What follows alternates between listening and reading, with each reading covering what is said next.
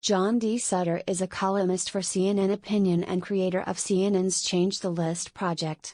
Follow him on Twitter, Facebook or Instagram. Email him at ctl@cnn.com. The opinions expressed in this commentary are solely those of the author. CNN, there seems to be an ever-growing list of people, places and things that will turn you gay. Maybe we should think of these as the Brigade of Evil, homosexual nouns. There were the Teletubbies and SpongeBob SquarePants a decade ago. Now, as these views thankfully get more fringe, the theories are becoming increasingly bizarre and awesome. Among the homo nouns, Terry's the common core. According to a Florida lawmaker, education policy is super gay, obviously.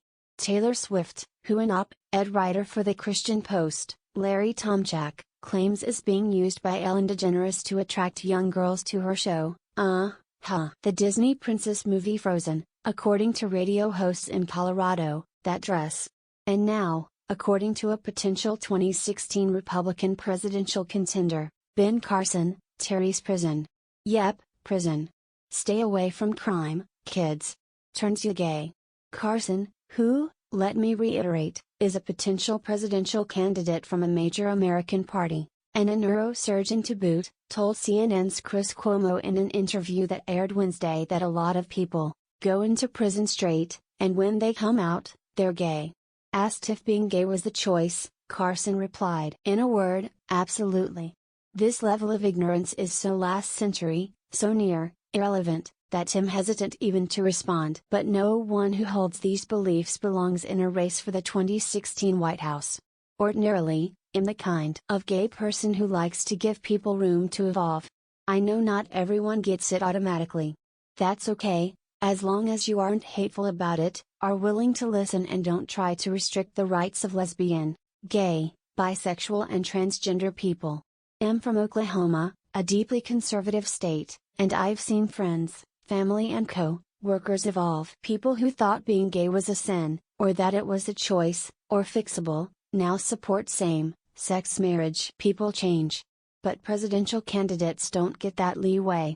Carson should know better. In fact, he later apologized, regretting his words but saying the science on the issue of sexual orientation isn't clear. These views belong in another decade, not modern America. This apparently still needs to be said, being gay is not a choice. Don't believe me? Well, ask a gay person. As I mentioned, I'm one of those, despite never having seen Frozen in its entirety, and I can tell you that, for me, it wasn't a choice. It's not something I would want to undo, but it also isn't like I woke up one day and was like, you know what would really mix it up this winter? Dating dudes instead of ladies. Science backs me on this. I'm not going to roll through all the details, but Mark Joseph Stern from Slate sums it up pretty well. In study after study, biologists have found that homosexuality, at least in men, is clearly, undoubtedly, inarguably an inborn trait. And even if it were a choice, who cares? A person's religion is a choice. Yet the United States offers certain protections based on religion.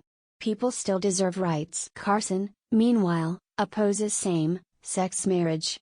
That's a stance that, again, thankfully, is getting exceedingly rare in national politics. It's also an issue that, along with transgender rights and employment discrimination against LGBT people, should be a focal point in the 2016 campaign cycle. I hope that America is evolved enough not to elect a candidate who opposes LGBT rights. I do think we live in that country these days. It's a country that mostly laughs at someone saying prison would turn someone gay. But the point remains that saying so both belittles a serious issue of violence, that of men raping other men in prison, which has nothing to do with turning anyone gay and everything to do with criminal activity. And it's a serious lapse in logic. Being around a bunch of dudes, or ladies, in prison doesn't change a person's innate sexual attractions. It's so obvious I shouldn't have to say it. And the American people damn sure shouldn't have to listen to it. Especially coming from a 2016 presidential contender, it's almost laughably irrelevant. Almost. Read Knopinion's new Flipboard magazine. Follow us on Twitter @Knopinion. Join us on Facebook.com/Knopinion.